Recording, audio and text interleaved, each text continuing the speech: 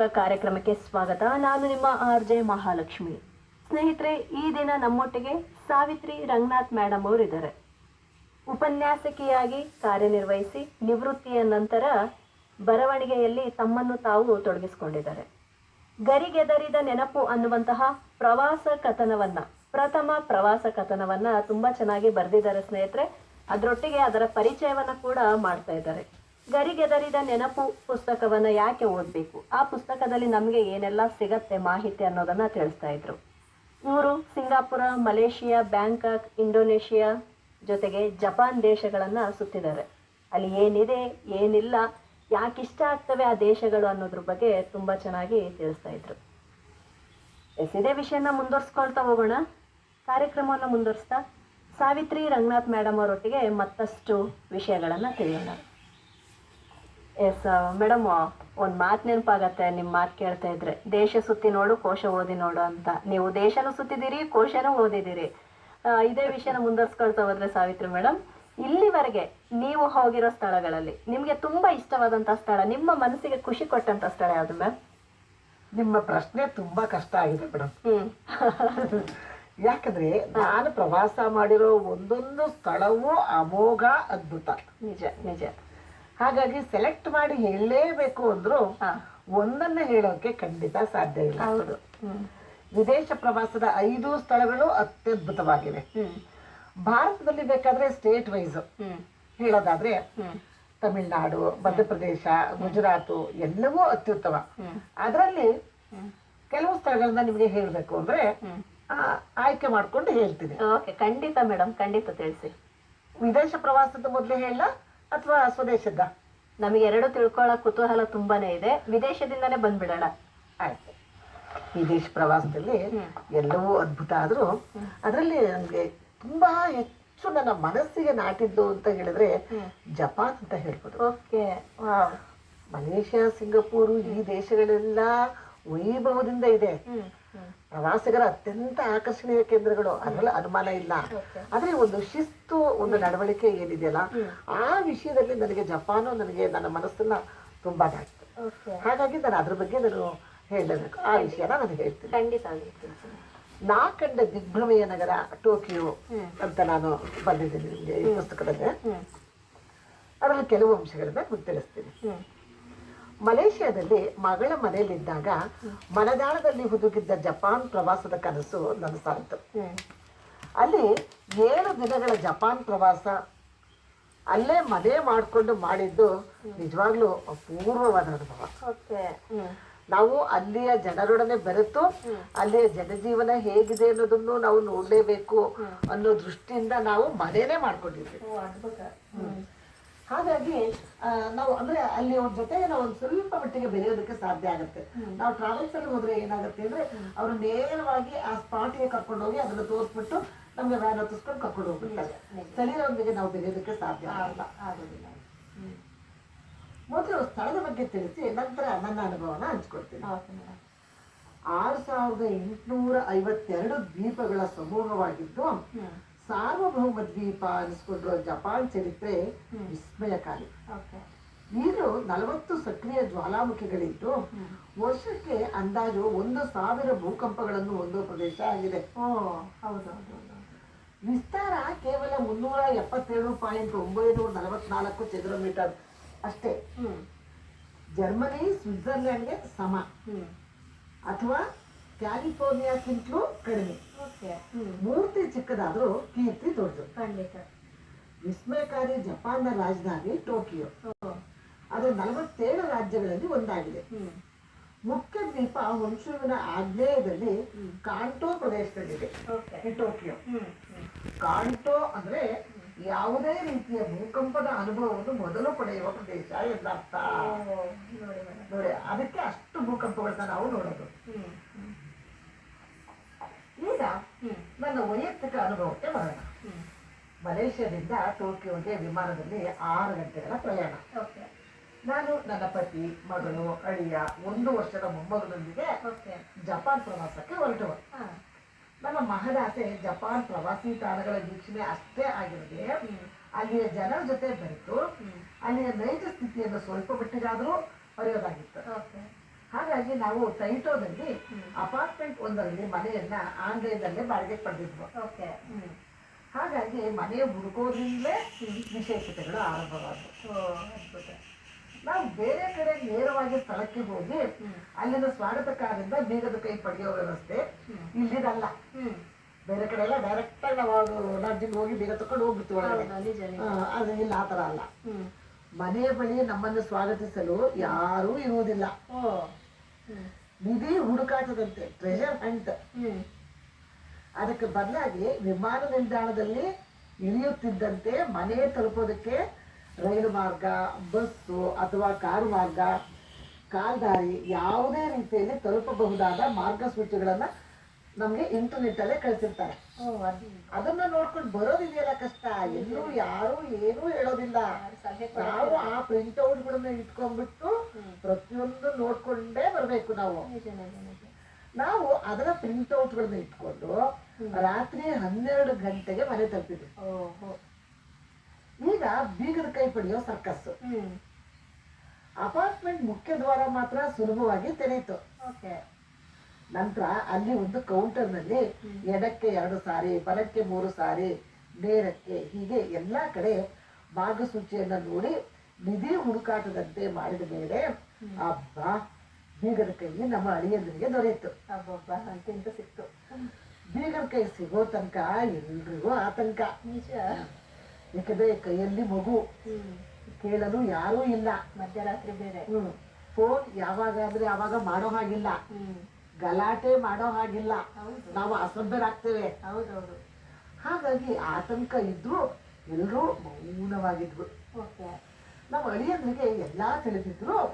ಎಳೆ ಮಗು, ನಾವು ಹಿರಿಯ ನಾಗರಿಕರು, ಹೇಗೋ ಏನೋ ಅನ್ನೋ ಆತಂಕ ಇತ್ತು. ಅಂತೂ ಬೀಗದ ಕೈ ಪಡೆದ ನಂತರ ಎಲ್ಲರೂ ದೀರ್ಘವಾಗಿ ನಿಟ್ಟುಸಿರು ಬಿಟ್ಟು ಮನೆ ತಲುಪಿದ್ರು. ಅಂತೂ 1 ವಾರ ಜಪಾನ್ ವಾಸಗಳಾಗುವಂತ ತುಂಬಾ ಖುಷಿ ಆಯ್ತು. ವಿಮಾನದಲ್ಲೇ ರಾತ್ರಿ ಆಗಿದ್ರಿಂದ ಆರಾಮ ಆಯ್ತು. ಮೊಮ್ಮಗನು ನಿದ್ರಿಸಿ ನಮಗೆ ಸಹಕರಿಸ್ತಾ. ನಮ್ಮ ಗುಂಪಿನಲ್ಲಿ ಎಲ್ಲರೂ ಚುರುಕಾಗಿದ್ದ ಪ್ರಯುಕ್ತ ನಮ್ಮ ಸಾಮಾನುಗಳನ್ನ ಮನೆಯಲ್ಲಿ ಜೋಡಿಸ್ಕೊಂಡು ಮಾರನೇ ದಿನ ಪ್ರವಾಸಕ್ಕೆ ಬೇಕಾದ ಸಿದ್ಧತೆ ಮಾಡಿದ್ವು. ಮನೆಯಲ್ಲಿ ಒಂದು ಚಿಕ್ಕ ಕೊರತೆಯೂ ಇರದೆ ಅತ್ಯಾಧುನಿಕವಾಗಿತ್ತು. ಇಲ್ಲಿನ 2 ವಿಶೇಷತೆಗಳಿಂದ ನಿಮಗೆ ತಿಳಿಸಲೇಬೇಕು. ಎಲ್ಲಾ ಕಡೆ ಲಾಡ್ಜಿಗಳೇ ಇರುತ್ತೆ ಅನುಕೂಲ. ಶೌಚಾಲಯಗಳು ಶುದ್ಧೀಕರಣಕ್ಕೆ ಸ್ಟೆರಿಲೈಸ್ಡ್ ಆಗಿದ್ವು. ಸ್ಟೆರಿಲೈಸ್ಡ್ ಶೌಚಾಲಯಗಳು ನೋಡಿ. ಮತ್ತೆ ಕಸ ವಿಲೇವಾರಿ 5 ರೀತಿಯಲ್ಲಿ ಮಾಡಲೇಬೇಕು. ಅದಕ್ಕೂ ಮಾರ್ಗಸೂಚಿಗಳನ್ನು ಕೊಡಲಾಗಿತ್ತು. ಅದರಂತೆ ಮಾಡದೇ ಇದ್ರೆ ಅತ್ಯಧಿಕ ದಂಡ ತೆರಬೇಕು. ಕಾನೂನುಗಳು ಅತ್ಯಂತ ಬಿಗಿ.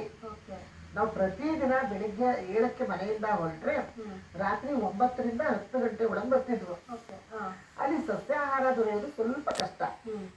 ನಾವೇ MTR ರೆಡಿ ಟು ಈಟ್ ಪ್ಯಾಕೆಟ್ಗಳನ್ನ ತಗೊಂಡೋಗಿದ್ವಿ.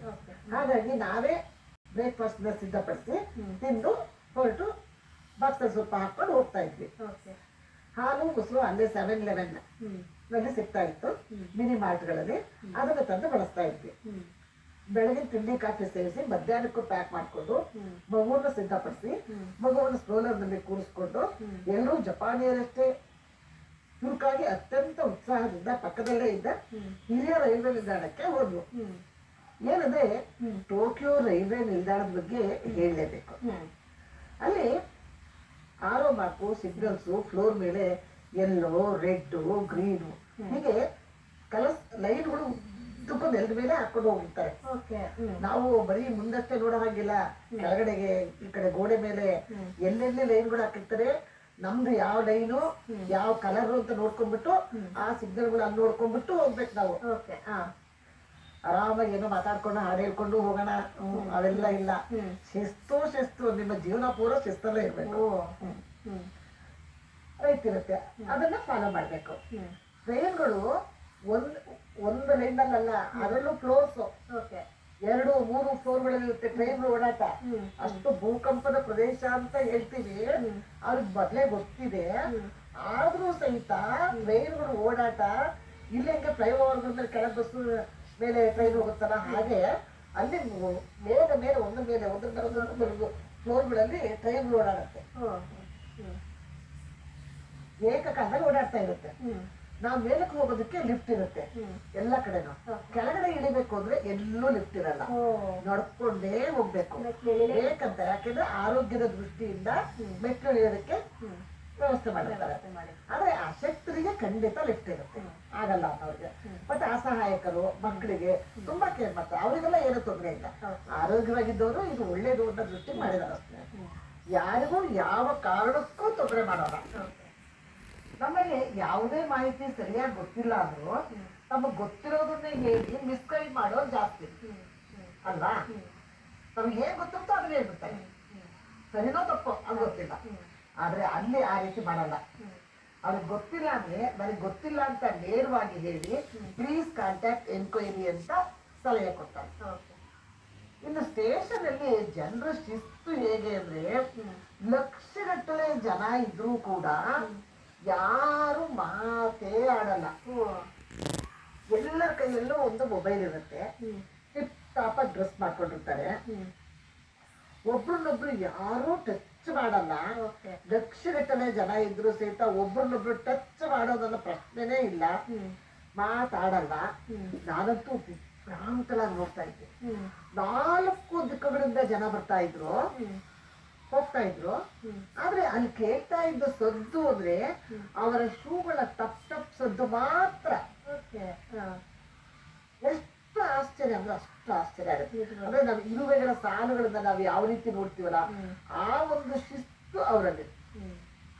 ಇನ್ನ ಟ್ರೈನಿಗೆ ನಿಲ್ಲೋ ರೀತಿ ಹೇಗೆ ಅಂದ್ರೆ ಯಾರು ಮುಂಬಾಗಿ ಎಲ್ಲೂ ನಿಲ್ಲಲ್ಲ. ಮಾರ್ಕ್ ಮಾಡಿದ ಕಳೆಗಳಲ್ಲಿ ಕ್ಯೂನಲ್ಲಿ ನಿಂತಿರ್ತಾರೆ, ಸ್ಟ್ರೈಟ್ ಆಗಿ ನಿಂತಿರ್ತಾರೆ. ಟ್ರೈನ್ ಬಂತು, ಜನ ಇಳಿಬೇಕು, ಆಗ ಆಟೋಮೆಟಿಕ್ ಆಗಿ ಆ ಗೆರೆಗಳು ತಾವೇ ಈಗ ಕಮಾನಾಗಿ ಆ ಕಡೆ ಬಂದು ಈ ಕಡೆ ಬಂದು ತಿಳ್ಕೊಂಡ್ಬಿಡ್ತಾರೆ. ಅವ್ರು ಇಳಿದ್ರು ಅಂತ ಕೂಡಲೇ ಮತ್ತೆ ಆಟೋಮೆಟಿಕ್ ಆಗಿ ಲೈನಲ್ಲಿ ಸೇರ್ಕೊಂಡು ಹಂಗೆ ಬಂದ್ಬಿಟ್ಟು ಒಳಗಡೆ ಹೋಗ್ತಾರೆ. ಅಲ್ಲಿ ಯಾವ ಪೊಲೀಸು ಇರಲ್ಲ, ಯಾವ ಗೈಡು ಇರಲ್ಲ, ಯಾವ ತೊಂದರೆನೂ ಆಗಲ್ಲ. ಆಮೇಲೆ ನಾವು ಹತ್ಕೊಂಡ್ಬಿಟ್ಟು ಆರಾಮಾಗಿ ಹೋಗ್ತೀವಿ. ಅದು ಏನು ಶಿಸ್ತು, ಅದು ಹೇಗೆ ಬಂತು ಅಂತ ನಿಜವಾಗ್ಲೂ ಕೂಡ ಬಹಳ ಆಶ್ಚರ್ಯ ಆಗುತ್ತೆ. ನಿಜವಾಗ್ಲೂ ನನ್ಗೆ ಅದನ್ನ ನೋಡಿದಾಗ ನಮ್ಮ ದೇಶದಲ್ಲಿ ಯಾವಾಗಪ್ಪ ಆ ಶಿಸ್ತು ಬರ್ಬೋದು ಅಂತ ಯೋಚನೆ ಮಾಡ್ತಾ ಇದ್ದಾರೆ. ನೀವು ಹೇಳ್ತಾ ಹೋದ್ರೆ ಸಮಯ ಸಾಕಾಗಲ್ಲ. ಖಂಡಿತ ಒಮ್ಮೆ ನೋಡಿ ಅನುಭವಿಸಿ ಅಂತ ಹಾರೈಸ್ತೀನಿ. ಆದ್ರೆ ಇನ್ನ ನಿಮಗೆ 2 ಪಾಯಿಂಟ್ ನನಗೆ ಹೇಳಲೇಬೇಕು. ಒಸಾಕ ಟೋಕಿಯೋದ ಕೇಂದ್ರ ಭಾಗದಲ್ಲಿದ್ದು 1900ರಲ್ಲಿ ನಿರ್ಮಾಣವಾದ ರೈಲ್ವೆ ನಿಲ್ದಾಣ ಅತ್ಯಾಧುನಿಕವಾಗಿದ್ದು ಅದು ಮಿತ ವೆಚ್ಚದಲ್ಲಿ ನಿರ್ಮಾಣ ಮಾಡಲಾಗಿದೆ. ಬುಲೆಟ್ ಟ್ರೈನ್ಗಳ ಓಡಾಟ ಸರಾಗವಾಗಿದೆ. ವಿಮಾನಗಳಷ್ಟೇ ಸುಸಜ್ಜಿತವಾಗಿದ್ದು ವಿಮಾನ ಪ್ರಯಾಣದ ಅನುಭವನೇ ನೀಡ್ತದೆ. ಮತ್ತೆ ಇನ್ನೊಂದು ಶಿಬು ಕ್ರಾಸಿಂಗ್ ಅಂತ ಒಂದಿದೆ. ಇಲ್ಲಿ ಶಿಬಿಯಾ ಕ್ರಾಸಿಂಗ್ ಬಗ್ಗೆ ಹೇಳಬೇಕು. ಇಲ್ಲಿ ವಿಶೇಷತೆ ಏನು ಅಂದ್ರೆ ಒಂದು ಸರ್ಕಲ್ ಅಲ್ಲಿ, ಕೇವಲ ಒಂದು ಸರ್ಕಲ್, ಈಗ ನಾವು ಅಭಿರಾಮ ಸರ್ಕಲ್ ಅಲ್ಲಿ ಹೇಗೆ ಆ ತರ ಒಂದು ಸರ್ಕಲ್ ಅಲ್ಲಿ ಒಂದೇ ಸಮಯದಲ್ಲಿ 10 ಕ್ರಾಸ್ಗಳಿದೆ. ಒಂದೇ ಸಿಗ್ನಲ್ ಪ್ರವಾಹದೋಪಾದಿಯಲ್ಲಿ ಜನ ಸಂಚರಿಸೋದನ್ನ ನೋಡ್ತೀವಿ. ರೋಚಕ ಆಗಿರುತ್ತೆ ನೋಡ್ಲಿಕ್ಕೆ. ನಾವಂತೂ ರಸ್ತೆ ಪಕ್ಕದಲ್ಲಿರೋ ಸ್ಟಾರ್ ಬಾಕ್ಸ್ ನಲ್ಲಿ ನೇರ ಕುತ್ಕೊಂಡು ಕಾಫಿ ಸೇವನೆ ಮಾಡ್ತಾ ಅದನ್ನು ಸವಿದ ದೃಶ್ಯ ಈಗಲೂ ಕಣ್ಣಿಗೆ ಕಟ್ಟಿದ ಹಾಗೆ. ಅಲ್ಲಿ 80 ವರ್ಷದ ನಾಗರಿಕರು, ಹಿರಿಯ ನಾಗರಿಕರು 20 ವರ್ಷದವರಷ್ಟೇ ಚುರುಕಾಗಿರ್ತಾರೆ. ಅವರ ಒಂದು ನಡವಳಿಕೆ ಒಂದೇ ಅಲ್ಲ, ವೇಷಭೂಷಣದಲ್ಲಾಗಿರ್ಬೋದು, ಯಾವುದನ್ನ ನೋಡಿದ್ರು 20 ವರ್ಷದವರ ಅಂತಾನೆ ಅನಿಸ್ತಾರೆ ನಮ್ಗೆ. ಅದನ್ನ ನಿಜವಾಗ್ಲೂ ಕೂಡ ನಾವು ಕಲಿಬೇಕಾದ್ರೆ ಇಲ್ಲಿ ಅವರು 40 ವರ್ಷ ಆದ್ರೆ ಸಾಕು, ಒಂದು ಆಯ್ತಪ್ಪ ನನ್ನ ಕತೆ ಮುಗಿತು ಅನ್ನೋ ರೀತಿ ಮಾತಾಡ್ತಾರೆ. ಅಲ್ಲಿ ಅದನ್ನ ನಾವು ಖಂಡಿತ ಕಾಣಲ್ಲ. ಮತ್ತೆ ಚಿಕ್ಕ ಮಕ್ಕಳು ದಾರಿಯಲ್ಲಿ ಹೋಗ್ಬೇಕಾದ್ರೆ ಸ್ವತಂತ್ರವಾಗಿ ರಸ್ತೆನ ಕ್ರಾಸ್ ಮಾಡ್ತಾರೆ. ಹೇಗೆಂದ್ರೆ ಅವ್ರು 2 ಕೈಗಳಿಂದ ಮೇಲೆ ಕೆತ್ತಾರೆ. ಎತ್ತದಾಗ ಯಾರೋ ಅವ್ರಿಗೆ ತೊಂದರೆ ಮಾಡದೆ ಅಭಿನಯಿಸ್ತಾರೆ. ಅಷ್ಟು ನಿರ್ಭಯವಾಗಿ ಓಡಾಡುವಂತಹ ಒಂದು ಪರಿಸ್ಥಿತಿಯನ್ನ ನಾವು ನೋಡ್ತೀವಿ. Okay madam. ಸ್ನೇಹಿತರೆ, ಗರಿಗೆದರಿದ ನೆನಪು ಅನ್ನುವಂತಹ ಪ್ರವಾಸ ಕಥನದಲ್ಲಿ ಈ ವಿಷಯಗಳು ಮತ್ತಷ್ಟು ಸವಿಸ್ತರವಾಗಿ ನಿಮ್ಗೆ ಸಿಗತ್ತೆ. ಸಾವಿತ್ರಿ ರಂಗನಾಥ್ ಮೇಡಮ್ ಅವರು ವಿದೇಶಿ ಅನುಭವದ ಬಗ್ಗೆ ತಿಳಿಸಿದ್ರು. ಇದರೊಟ್ಟಿಗೆ ಸ್ವದೇಶಿ ಪ್ರವಾಸದ ಬಗ್ಗೆ ಕೂಡ ತಿಳಿಸ್ತಾರೆ ಸ್ನೇಹಿತರೆ. ಆ ಸ್ವದೇಶಿ ಪ್ರವಾಸ ಯಾವ ರೀತಿ ಇತ್ತು ಅನ್ನೋದನ್ನ ನಾಳಿನ ಸಂಚಿಕೆಯಲ್ಲಿ ತಿಳಿಯೋಣ ಅಂತ ಹೇಳ್ತಾ ಸದ್ಯಕ್ಕೆ ಈ ದಿನದ ಸಂಚಿಕೆಯನ್ನು ಮುಗಿಸ್ತಾ ಇದ್ದೀನಿ. ನಾಳಿನ ಸಂಚಿಕೆಯಲ್ಲಿ